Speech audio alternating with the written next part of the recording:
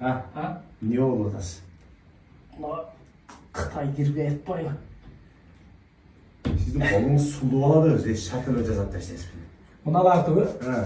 Ama ben iştegemde. Moskova'da O ben. da.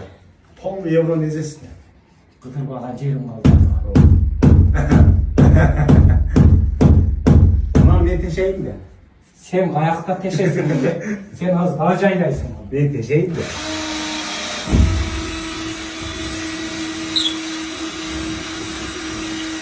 Oldu. Ben sevi donlu manalitin programındayım.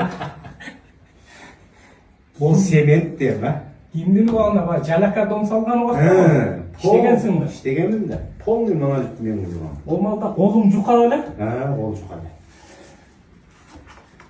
Kamazına kaysın malda çıktansın. Tamaz başıdan niye çıktı? O şeyden veriyorum bunu değil mi? Ha. Bana. Oldu mu?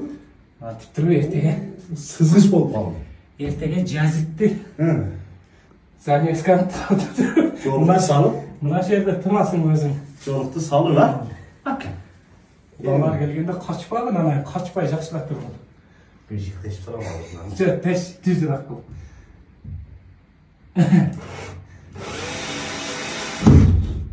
Yetki çekesin abi. Valla buzat durgan diye bir şey dedik ama.